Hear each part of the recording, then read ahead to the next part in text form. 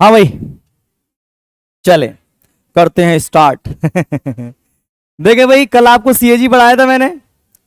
थोड़ा सा देख ले, थोड़ा सा 2 मिनट के लिए ना, 2 मिनट के लिए। सीएजी कल मैंने आपको बताया था 148 में है, और कहां तक है, 151 तक। ये कल बताया था मैंने आपको। सीएजी की जो पोस्ट है ना, जो पोस्ट है, जो सीएजी की पोस्ट है, वो कैनिंग के टाइम पे बनी थी। कब बनी थी बेटा? Governor general Canning, viceroy Canning. इतनी सी बात है। कैनिंग के टाइम पर ये पोस्ट बनी थी। कब बनी थी ये पोस्ट? कैनिंग के टाइम पे। अच्छा, और भारत का जो आजादी के बाद संविधान जब लागू हो गया था, तो हमारे यहाँ के जो पहले सीएजी थे वो थे नरहरि राव। कौन थे? नरहरि। मैंने आपको कल ग्रुप में वो 1 पेज का नोट भेज दिया है, उसमें से आप उतार लीजिएगा या पढ़ लीजिएगा, जैसा आपको बेहतर लगे, जैसा आपको सुटेबल लगे, आप वैसा कर लेना। ठीक है? उसमें मैंने आपको डिटेल्ड में चीजें बता दी हैं। ठीक है? देखे भाई, आगे बढ़ते हैं, आगे देखते हैं। कल मैंने आपको लोक लेखा कमेटी बताई थी, बताई थी क्या? जिसको अपन क्या कहते हैं, पीएसी। अच्छा, एक बात समझना, जरा आराम समझना, आराम समझना। इंग्लिश में इसको बोलते हैं पब्लिक अकाउंट कमेटी। क्या बोलते हैं भैया? अच्छा, तुम लोग काफी दिनों से पढ़ रहे हो, है ना? मतलब जो लोग लगातार पढ़ रहे हैं उनके लिए कह रहा हूं। देखो, हमारे यहाँ पार्लियामेंट होती है, संसद होती है, और संसद के कितने सदन है? 2 सदन है, लोकसभा और राज्यसभा। समझ में आ रहा है ना? लोकसभा के सदस्य अलग तरह से चुने जाते हैं और राज्यसभा के सदस्य अलग तरह से। लोकसभा के सदस्य चुने जाते हैं, जनता वोट देती है, और राज्यसभा के सदस्य चुने जाते हैं, कौन वोट देता है? विधायक। बात समझ में आया ना? और हम बोलते हैं संसद, बोलते हैं इसको, पार्लियामेंट बोलते हैं। अब एक बात समझना आराम से, ये जो लोक लेखा कमेटी है, इसमें कौन मेंबर है? मेंबर कौन है इस लोक लेखा कमेटी में? कौन मेंबर है? अरे कल पढ़ाया था यार। अरे मेंबर कौन है गधे? तुम ऑनलाइन बेइज्जती करा रहे हो यार तुम यार। Sorry, my mistake. मेरे प्यारे प्यारे बच्चों, ऐसे तो पढ़ाते ना कहीं, तो अपन देखेंगे कि कौन कौन मेंबर है इसमें। भाई मैं नहीं पढ़ा पाऊंगा ऐसे, मेरे तो मुंह से जो निकलेगा वो निकलेगा। अरे कल तुम्हें ये बताया था कौन कौन मेंबर है इसमें। अरे ऐसे बोलो ना सर, 15 लोग लोकसभा के और 7 व्यक्ति राज्यसभा के, ऐसे ही तो कुछ है। 22 है टोटल। फिर इन्हीं में से जो एक होता है विपक्ष का, जो लीडर, जो अध्यक्ष होता है, यही तो है। अच्छा, अब आराम समझना, कॉन्सेप्ट समझा रहा हूं बेटा, कॉन्सेप्ट। लोक लेखा कमेटी पढ़ लो, 2-3 कमेटी और पढ़ा दूंगा, तो अपना जो वनडे एग्जाम है उसमें अपना टिक लग जाएगा, है ना? तो मैं एक कॉन्सेप्ट समझा रहा हूं। देखो क्या है, हमारे यहां पर है संसद, समझना आराम से। और संसद में कई सारे सदस्य, लोकसभा के और राज्यसभा के। तो संसद, मंत्रिमंडल भी होता है, मंत्री भी होते हैं। तो संसद के सदस्यों को लेकर के अलग अलग मुद्दों पर, अलग अलग विषयों पर काम करने के लिए कमेटीज बनाई जाती हैं, कई सारी। नहीं आ रही बात समझ में? पार्लियामेंट्री कमेटीज बोल देते हैं उसको, संसदीय कमेटी। तो उन्हीं संसदीय कमेटी में से एक इंपोर्टेंट कमेटी कौन सी है? नहीं आई समझ में? हमने कहा संसदीय कमेटी, तो मेंबर कौन होगा उसमें? संसद के लोग ही होंगे। और संसद कितने प्रकार से चल रही है? 2। संसद के कितने सदन है? 2। और संसद के सदस्यों को ही अपन कहते हैं क्या? सांसद। यही तो कहते हैं, सांसद ही तो कहते हैं। तो राज्यसभा का सांसद होता है, और जैसे हमारे ग्वालियर क्षेत्र के माननीय श्रीमंत महाराज ज्योतिरादित्य सिंधिया है, ऐसी कुछ है क्या? है? हाँ, ऐसी कुछ तो है। तो काय के सदस्य हैं, लोकसभा के कि राज्यसभा के? बताओ, पहले काय के थे, फिर लोकसभा। पहले लोकसभा के थे किसी जमाने में, फिर लोकसभा का चुनाव हार गए 2019 में, फिर उसके बाद राज्यसभा चले गए, फिर उसके बाद फिर से लोकसभा का चुनाव लड़के फिर से हो गए। तो राज्यसभा और लोकसभा दोनों अलग अलग चीजें हैं। सांसद होते हैं, एक में जनता वोट देती है और एक में विधायक चुनते हैं। बात समझ में आया ना? उन्हीं के सदस्यों को मिलाकर के अलग अलग विषयों पर कमेटीज बनाई गई हैं। उन्हीं में से एक सबसे महत्वपूर्ण कमेटी में से एक कमेटी कौन सी है? लोक लेखा कमेटी, जो मैंने कल आपको पढ़ाई थी। और इस लोक लेखा कमेटी को कब बनाया गया था भैया? 1921 में। कौन से एक्ट के द्वारा? 1919 के मॉन्टेग्यू चेम्सफोर्ड सुधार अधिनियम के द्वारा। 1 वर्ष का कार्यकाल होता, कल बताया था मैंने आपको। और इसके अध्यक्ष की नियुक्ति जो होती, मतलब जैसे जो नियुक्ति करता है वो लोकसभा का अध्यक्ष करता है। कौन करता है भैया? लोकसभा का अध्यक्ष करता है। पार्लियामेंट्री कमेटीज में जो नियुक्तियां होती हैं वो लोकसभा के अध्यक्ष के द्वारा ही होती हैं अधिकतर।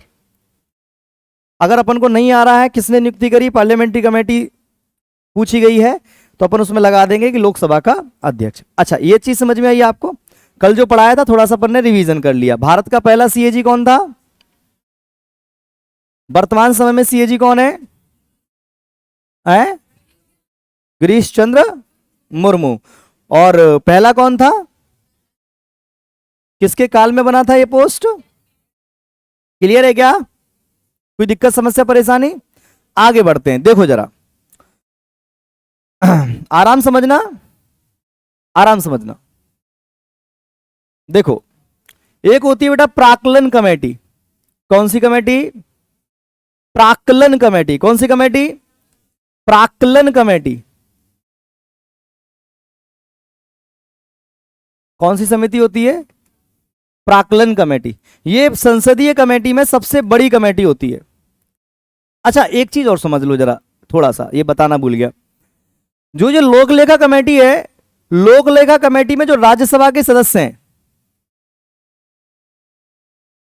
राज्यसभा के कितने मेंबर्स चुने जाते हैं? 7।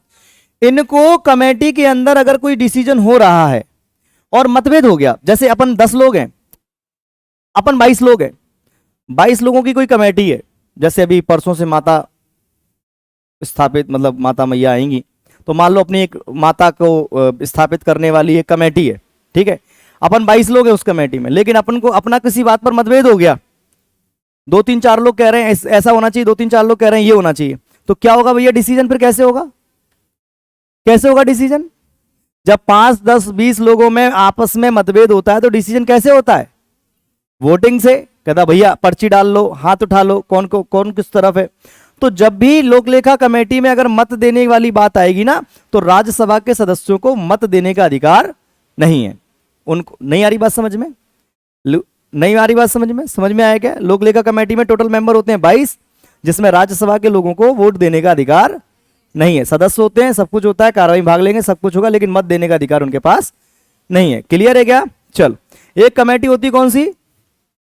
कौन सी कमेटी होती है? प्राक्कलन कमेटी। इस कमेटी के बारे में सुनना, इसमें मेंबर होते हैं कितने टोटल? 30। कितने मेंबर होते हैं? 30। कितने मेंबर होते हैं? 30। इसको सबसे बड़ी कमेटी कहते हैं। बात समझ में आई क्या? सबसे बड़ी। कार्यकाल वही 1 साल का, ठीक है, कार्यकाल वही 1 साल का। और मजे की बात यह है कि इसमें जो मेंबर्स होते हैं वो केवल कहां से होते हैं? लोकसभा से। याद रहेगा क्या? याद रहेगा, लिख लेना साथ में भी, उतना ही उतना लिखना है अपने को, ज्यादा अपने को वो नहीं करना है, क्या कहते हैं उसको, डिटेल्ड में नहीं जाना है ना। अपना तो टिक करने का एग्जाम है, अपना लग जाएगा टिक, इतना ही आएगा उसमें। देखो जरा समझो, इसमें जो अध्यक्ष चुना जाता है, अध्यक्ष वो किसके द्वारा मनोनीत होता है? लोकसभा के अध्यक्ष के द्वारा।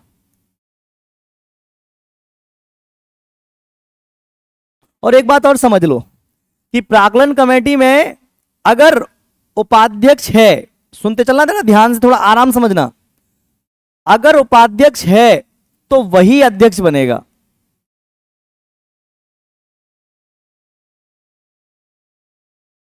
अब ये लाइन क्या है, समझ में आई ये बात? नहीं आई?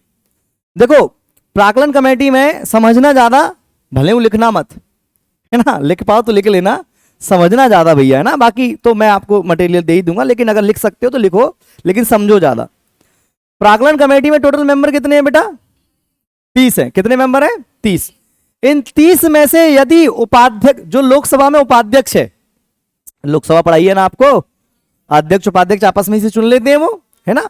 अच्छा, अगर उस 30 में से अगर उपाध्यक्ष को भी चुन लिया उनने, तो फिर कोई अध्यक्ष नहीं बनेगा, मतलब डायरेक्ट वही अध्यक्ष बनेगा। अगर कमेटी में उपाध्यक्ष है, नहीं है अगर, तो कौन मनोनीत करेगा? कौन मनोनीत करेगा?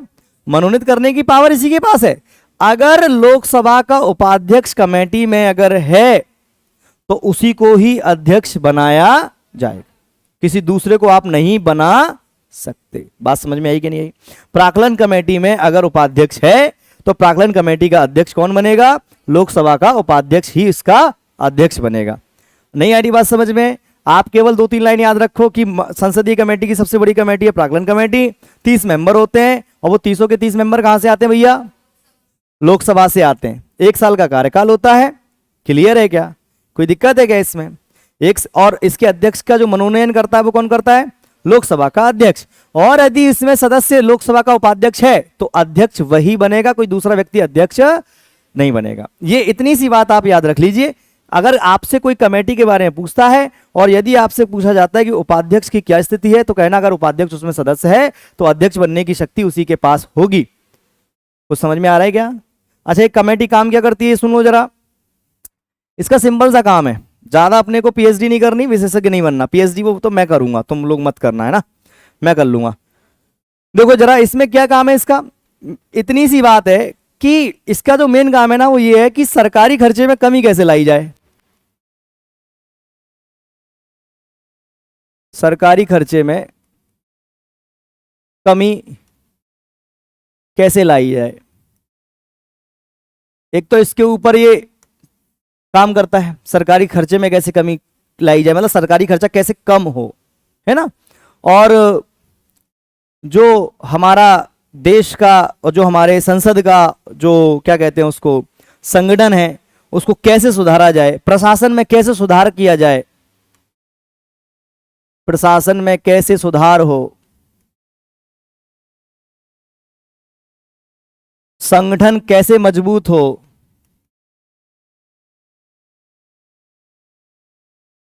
इन सब पर ये सलाह मशवरा, अपना विचार वगैरह, ये सब काम है इसके। नहीं आई बात समझ में? क्या इसमें कुछ समझ में आया क्या? कुछ समझ में आया क्या? क्या समझ में आया? प्राक्कलन कमेटी नाम की कमेटी है जिसमें टोटल 30 मेंबर होते हैं, 1 साल का कार्यकाल होता है। सारे मेंबर कहां से आते हैं? कहां से आते हैं? लोकसभा से। और इसके अध्यक्ष का कौन करता है? क्लियर है क्या? आगे बढ़े, समझ में आया? काम क्या है कि भाई ये सलाह मशवरा, अपनी रिपोर्ट देता है, संसद में रखती हैं। लेकिन बस एक बात याद रखना कि प्राक्कलन कमेटी की रिपोर्ट पर संसद में बहस नहीं होती। संसद में बहस नहीं होती। किसकी रिपोर्ट पर? रिपोर्ट पर संसद में बहस नहीं होती। ठीक है, इतना सा याद रखना है। आपका क्वेश्चन यहीं खत्म है, इससे ज्यादा आपसे नहीं पूछा जाएगा कि प्राक्कलन कमेटी क्या है क्या नहीं है। आपको अगर इतना समझ में आ गया तो आपका काम चल जाएगा। आगे बढ़े, हो गया? समझ में आया क्या? आगे बढ़े क्या? लिख रहे हो? लिख रहे हो? हाँ लिख गया। हाँ, छुट्टी उट्टी कम किया करो यार। अब मेरे को मालूम है परसों से माथा बैठेंगे तुम में से आधे गायब हो जाएंगे। हाँ, अरे भैया हमारे ग्रंथों में भी लिखा है कर्म ही पूजा है। अपना काम करिए। और अभी आप छात्र जीवन में हैं और आपका अभी सबसे ज्यादा जो मेन इंपॉर्टेंट काम है अभी ये विद्या अर्जित करना है, बाकी सारे काम बाद में। लेकिन आप मानोगे ही नहीं मेरी बात। अभी उस दिन छुट्टी मनाओगे, फिर बीच में अरे वो सर जी हम पैदल चले गए मंदिर। अरे दर्शन करने जाने, गाड़ी से जाओ, अपना समय बचाओ, माता मैया से हाथ जोड़ो कि हे माँ हमें सद्बुद्धि दो, है। लेकिन नहीं, समस्या अलग अलग प्रकार की हैं। देखे भाई,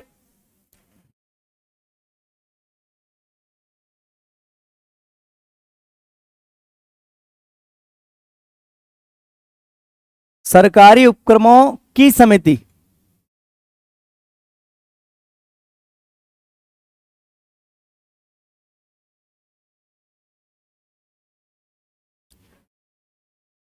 क्या है भाई? देखो ये जो कमेटी है ना, ये जो सरकारी उपक्रम है, सरकारी उपक्रम मतलब जैसे रेलवे अभी तक अभी तक की बात कर रहे हैं अपन, भविष्य की बात नहीं कर रहे हैं। अभी तक तो रेलवे किसकी है? हैं? अरे क्या कह रहे हो तुम लोग ऐसे? सरकारी है ना? पक्का? अभी तक तो है। भविष्य का पता नहीं है, नहीं तो अभी कोई कह दे फलाने हैं तो मुमकिन है। रेलवे सरकारी है ना, तो सरकार का उपक्रम है ये, सरकार का उपक्रम है। रेलवे चलती है, खर्चा भी होता है, पैसा भी आता है, लोग जॉब भी कर रहे हैं, लोगों को सुविधाएं भी मिलती हैं, सब कुछ है, सरकारी उपक्रम है। ऐसे कई सारे सरकारी उपक्रम हैं सरकार के पास में अभी भी। तो उनका जो अकाउंट है, उनका जो डाटा है, उनके बारे में जो सारी सिस्टम है, उसको लेकर के भी एक पार्लियामेंट कमेटी बनाई गई। अब ये पार्लियामेंट्री कमेटी जो है, ये पहले से नहीं है बेटा। इस पार्लियामेंट्री कमेटी को बनाया अपन ने 1963 में। कब बनाया भाई साहब? और इसमें भी कितने लोग हैं? कितने लोग हैं इसमें भी? 22 लोग अगर हैं तो वही वाला सिस्टम 15 और 7 का। इसका भी वही है कि 1 साल का कार्यकाल। लेकिन बस ये है कि सरकारी उपक्रम समिति है, मतलब इसका काम क्या है? जो सरकारी उपक्रम है उनसे संबंधित लेखा जो होती है, जो मतलब उसका जो उपक्रमों का प्रतिवेदन, रिपोर्ट्स वगैरह, लेखाओं तथा जो महालेखा परीक्षक ने जो रिपोर्ट दी है सरकारी उपक्रमों को लेकर के, उसकी जांच करना, कुल मिलाकर के जो सरकार के उपक्रम हैं उससे संबंधित जांच पड़ताल करना, विश्लेषण करना, इस कमेटी का क्या है? काम है। कोई आपसे पूछता है कि ये कमेटी चलो सर बना दी अपन लोगों ने, तो किसी की सिफारिश पर बनाई या सरकार ने अपनी इच्छा से बना दी, तो हम कहेंगे कि हाँ, एक कमेटी थी बेटा कृष्ण मेनन, इस समिति की सिफारिश पर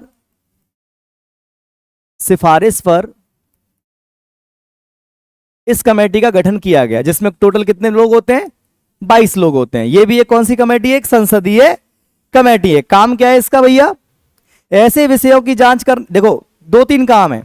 जो सरकारी उपक्रम है उनकी जांच करना, उनकी साल भर की लेखाओं की जांच करना। सरकारी जैसे रेलवे हो गया, सबसे बेस्ट दिया है मैंने आपको उदाहरण। सरकारी उपक्रम जो सरकार चला रही है, सरकार के पास है, उसकी जांच पड़ताल करना। ठीक है, जैसे कोल इंडिया लिमिटेड सरकार का है अभी तक तो है, बीपीसीएल सरकार का ही है कि नहीं है? सरकारी उपक्रम है। तो जितने भी सरकारी उपक्रम है उनकी जांच, उसको लेकर रिपोर्ट देना, ये सारी बातें ये कमेटी देखती है। बात समझ में आया क्या? कितनी कमेटी हो गई आपकी? 3 हो गई। कौन कौन सी? लोक लेखा कमेटी और प्राकलन कमेटी और सरकारी उपक्रम कमेटी। सरकारी उपक्रम कमेटी कब बनी? 1963। किसके कहने पर? कृष्ण मेनन समिति की सिफारिश पर 1963 में एक नई संसदीय कमेटी का गठन किया गया, जिसका नाम है क्या? सरकारी उपक्रम समिति। इतना ही समझना है अपन को, बस इतना ही समझना है। आगे बढ़े, चलो 2-3 कमेटी और पढ़ लो, फिर इस टॉपिक को खत्म कर रहे हैं। फाइनेंस कमीशन पढ़ेंगे अपन, वित्त आयोग, ठीक है। उसके बाद पढ़ेंगे एक अवार्ड, फिर उसके बाद कह देंगे जय जय श्री राधे। देखो एक कमेटी और है, कार्य मंत्रणा कमेटी।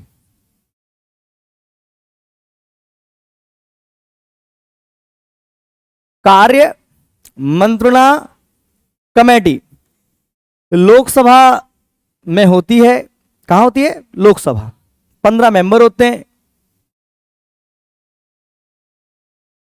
कार्यों की मंत्रणा करी जाती है साहब कि कैसे कार्य होगा लोकसभा का, ये सारी बातें। कार्य मंत्रणा समिति जो है, लोकसभा का अध्यक्ष इसका अध्यक्ष होता है, और राज्यसभा में जो होती है, राज्यसभा की कार्य मंत्रणा समिति का अध्यक्ष राज्यसभा में होगा, राज्यसभा में होगा, और लोकसभा की कार्य मंत्रणा जो समिति है उसका अध्यक्ष लोकसभा का अध्यक्ष हो। दोनों अपने अपने कार्य मंत्रणा समिति के क्या होते हैं? अध्यक्ष होते हैं। नहीं आ रही बात समझ में? अरे कौन सी कमेटी है? कार्य मंत्रणा कमेटी। लोकसभा की अलग है, राज्यसभा की अलग है। टोटल मेंबर कितने हैं? कितने मेंबर हैं? 15 मेंबर है। लोकसभा का अध्यक्ष इसका पदेन अध्यक्ष होता है, और राज्यसभा की कार्य मंत्रणा समिति का अध्यक्ष सभापति उसका सभापति होता है। और राज्यसभा का सभापति कौन होता है भैया? राज्यसभा का सभापति कौन होता है? उपराष्ट्रपति। तो भारत का पहला राज्यसभा का सभापति कौन था?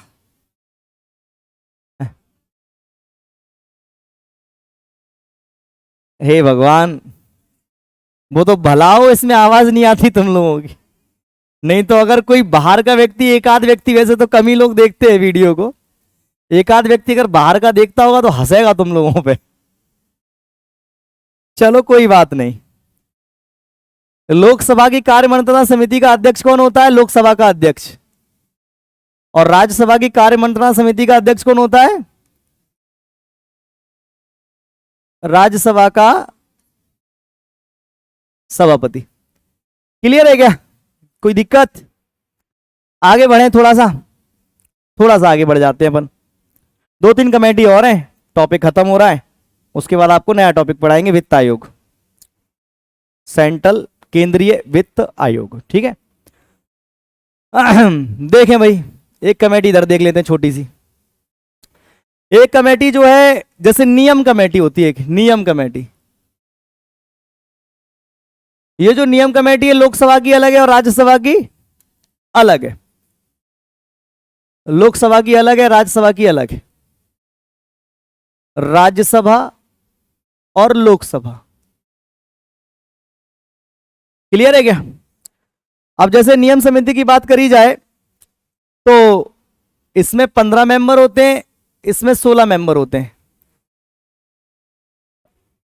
किसमें 16 मेंबर होते हैं?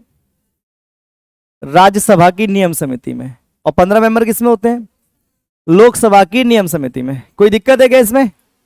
कोई समस्या है क्या? वो समस्या तो कल होगी ना, आज थोड़ी होगी। कल जब पूछूंगा तब होगी। कल तो हीरो का बर्थडे, अपने हीरो का जन्मदिन है भाई कल तो। देखो भाई, इसका अध्यक्ष वही सभापति होता है और इसका अध्यक्ष वही अध्यक्ष होता है। नियम समिति समझ में आई? लोकसभा की नियम समिति, लोकसभा का अध्यक्ष सहित 15 सदस्य होते हैं, जबकि राज्यसभा की नियम समिति में राज्यसभा के सभापति सहित 16 सदस्य होते हैं। ठीक है। सभापति होगा, उपसभापति होगा, दोनों होंगे। राज्यसभा की नियम समिति में सभापति भी होगा और उपसभापति भी होगा। बोर हो रहे तुम लोग? हाँ, पीछे पता नहीं क्यों बोर हो जाते हो तुम लोग। चलो भाई, कार्य मंत्रणा थोड़ा सा देख लें। प्राक्कलन कमेटी बताई थी आपको, बताई थी प्राक्कलन कमेटी। प्राक्कलन कमेटी में कितने मेंबर हैं? उसके बाद कौन सी कमेटी देखी अपन ने? सरकारी उपक्रम कमेटी, कितने मेंबर है? उसके बाद कौन सी देखी? कितने कितने मेंबर है? नियम समिति में कितने हैं? 15 और 16। राज्यसभा के नियम अलग है ना थोड़े से, और लोकसभा के, तो दोनों की अलग अलग नियम है, दोनों अपने अपने नियमों से चलते हैं। अच्छा, दोनों में अध्यक्ष, उसी सदन का अध्यक्ष अपनी कमेटी का क्या होता है? अध्यक्ष होता है। क्लियर है क्या? 1 2 3 4 5 अपन ने पढ़ ली। देखते हैं आगे, थोड़ा सा 2 और देख लें, 2-3 देख लेते हैं, 2 कमेटी और देख लेते हैं, उसके बाद खत्म करते हैं। एक कमेटी होती है ग्रंथालय कमेटी।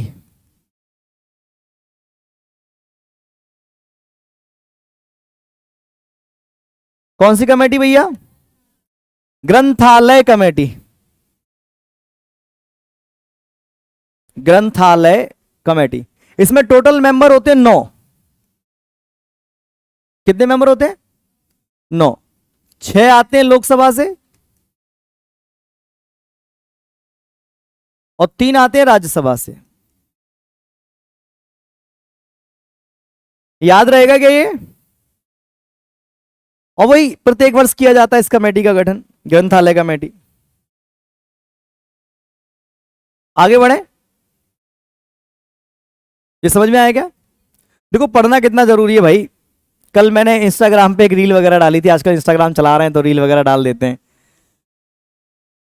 अच्छा लगा मेरे को उस लड़के के बारे में पढ़ के। एक लड़का अतुल कुमार करके, मुजफ्फरनगर के एक छोटे से गांव का है, पिता मजदूर हैं, उसके पिता मजदूर हैं। अभी कुछ दिन पहले अपन ने न्यायपालिका पढ़ी थी, तो शायद तुम कनेक्ट कर पाओ इस बात को, क्योंकि अभी तुमने लेटेस्ट पढ़ा है। जिसने पढ़ा है उसके लिए कह रहा हूं, जिसने नहीं पढ़ा उसकी तो कोई दिक्कत ही नहीं है। अतुल कुमार ने किया आईआईटी का एग्जाम पास। अब आईआईटी के एग्जाम पास करने के बाद एक दूसरे चरण के लिए ऑनलाइन कुछ प्रक्रिया करनी होती थी। आईआईटी का एग्जाम, आईआईटी समझते हो, बहुत कठिन पेपर होता है आईआईटी का, है ना। आईआईटी का एग्जाम पास किया मजदूर के लड़के ने, जिसके पिता मजदूरी करते हैं।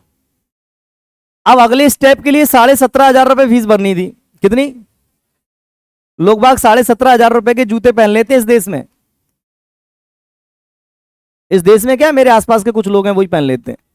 देश में तो जाने कितने महंगे महंगे पहन लेते होंगे, लेकिन किसी के लिए वो 17,500 पूरी जिंदगी की पूंजी होती है। आप समझिए, 17,500 रुपए वो जुटा नहीं पाया, फादर नहीं जुटा पाए। डेट आ गई करीब, डेट 5 बजे बंद हो रही थी फॉर्म भरने की। 4:45 पर तक प्रयास किया, मतलब पैसे का अरेंजमेंट कर लिया उनके पापा ने, लेकिन वो लॉगिन नहीं हो पाया, मतलब फॉर्म हो नहीं पाया। और एडमिशन मिला था आईआईटी धनबाद। आईआईटी मैंने पढ़ाया है आप लोगों को। शुक्र करो पुराने नेताओं का, इस देश के पहले प्रधानमंत्री का, कि उसने आईआईटी जैसे संस्था दिए। अगर वो आईआईटी बनाने के अलावा कुछ और बनाने लगते तो आज इतने अच्छे इंजीनियर नहीं होते। जो तुम छाती पीटते हो ना, सुंदर पिचई हमारा है, सुंदर पिचई गूगल का सीईओ, आईआईटी नहीं होता तो शायद सुंदर पिचई भी नहीं होता। अपने यहाँ का ही पढ़ा लिखा आईआईटी नहीं है कौन? अब बहुत अच्छी संस्था है पढ़ने लिखने की। कौन सी? आईआईटी, जिसके स्टूडेंट आज पूरी दुनिया में झंडा गाड़ रहे हैं। बड़ी बड़ी कंपनियों के मालिक और सीईओ बने बैठे हैं आईआईटी से पास आउट लोग। और अगर आईआईटी नहीं होता तो ना रहेगा बांसुरी। अगर पुराने नेता नहीं बनाते आईआईटी फाईआईटी, फिर कुछ और बनाने लगते। बाकी तुम समझदार हो। आईआईटी धनबाद में इसका एडमिशन हुआ, उन्होंने मना, भाई लॉगिन ही नहीं हो पाया, पैसे नहीं भर पाए, रह गई सीट। अब क्या करे आदमी, गरीब आदमी क्या करे? उसने एससी आयोग है अपने देश में, अनुसूचित आयोग, एससी कैटेगरी का बंदा था वो, एससी कैटेगरी का बंदा था वो, है ना। तो उसने एससी आयोग गया कि भाई मेरी मदद करो। 10-15 मिनट के पीछे मेरी तो लाइफ खराब हो गई। मतलब इतना बड़ा मैंने वो दिया एग्जाम और पास किया, लेकिन बस पैसे नहीं कर पाया अरेंज। एससी आयोग से भी उसको कुछ नहीं मिला। धनबाद पहुंचा, वहां की कुछ इंस्टीट्यूशन से बात, कहीं से कुछ नहीं मिला। तो फिर किसी ने, हम जैसे आप जैसे किसी ने व्यक्ति ने उसको सलाह दी, क्या करो क्या करो, केस करो। कहां करो? अब तुम सोच रहे होगे यूपी का लड़का, सिलेक्शन हुआ धनबाद झारखंड में, और केस करने कहां पहुंच गया? क्यों? क्योंकि एग्जाम मद्रास में हुआ था, मद्रास आईआईटी में। फिर सुप्रीम कोर्ट ने संज्ञान लिया इस मुद्दे का। सुप्रीम कोर्ट, डीवाई चंद्रचूड़, उन्होंने फटकार लगाई पहले तो कि ये क्या है, कि मतलब कि 15 मिनट की वजह से उसको एडमिशन नहीं मिल रहा। मतलब न्यायपालिका ने ऑर्डर दिया। मैंने आपको बताया था जब पढ़ाया था कि सुप्रीम कोर्ट के पास स्पेशल पावर होती है, आर्टिकल 142 ऑर्डर देता है, आदेश देता है वो। आईआईटी धनबाद को बोला एडमिशन दो। क्या दो? एडमिशन। हम कुछ पैसों के लिए किसी बच्चे की जिंदगी खराब नहीं कर सकते, और सेम उसी बैच में देना जिस बैच में उसका एडमिशन हुआ था। तो कहने का तात्पर्य यह है, कल मैंने उसमें छोटी सी रील बनाई थी, उसमें भी कहा था कि अपन संस्थाओं पर प्रश्न चिन्ह खड़ा कर सकते हैं, लेकिन यही संस्थाएं जब किसी अच्छे व्यक्ति को, ईमानदार व्यक्ति को न्याय देती हैं तो फिर हमारा भी भरोसा उसमें बढ़ जाता है। मिल गया ना? उसके गांव में ढोल धमाके लड्डू पेड़े बट गए भाई साहब, और नारे लग रहे सुप्रीम कोर्ट जिंदाबाद, सुप्रीम कोर्ट जिंदाबाद। तो ये है संविधान की पावर, जो कॉन्स्टिट्यूशन और कानून की शक्ति ये है। नहीं तो पूरी लंका लगी गई थी अगले की, तो पूरी मेहनत सब गई थी पानी में। अब उसको एडमिशन मिल चुका है। इलेक्ट्रिकल्स इंजीनियरिंग में जाने कौन से कोटे में मिला है वो तो मुझे याद नहीं है। तो ये है बेटा संविधान की पावर। और कुछ लोग कहते थे कि हम क्या कर देंगे, संविधान को बदल देंगे। एससी तथा एसटी, समझते हो ना, SC ST, schedule caste and schedule tribe. अनुसूचित जाति, अनुसूचित जाति, अनुसूचित जनजाति। नहीं, बदलना तो चाहिए संविधान या कुछ भी है, लेकिन अच्छे के लिए बदलना चाहिए ना, अच्छा हो, जनता का भला हो। ऐसे लॉ बदलो ना कि भाई जिससे और ज्यादा भला हो, और लोगों का। ऐसे मत करो कि तुम अपने हिसाब से ही, कि सब अपना ही हो जाए। एक समिति है बेटा, अनुसूचित जाति तथा अनुसूचित जनजाति कल्याण समिति। अनुसूचित जाति तथा अनुसूचित जनजाति कल्याण समिति। क्लियर है क्या? आगे बढ़े। इसमें क्या है, इसमें प्राक्कलन कमेटी के जैसे ही कितने मेंबर होते हैं? 30, लेकिन उसमें केवल लोकसभा से थे, इसमें लोकसभा और राज्यसभा से। अब आप समझ रहे हो ना, वो लड़के ने आईआईटी निकाल लिया ना, अब पूरे गांव में पढ़ाई का एक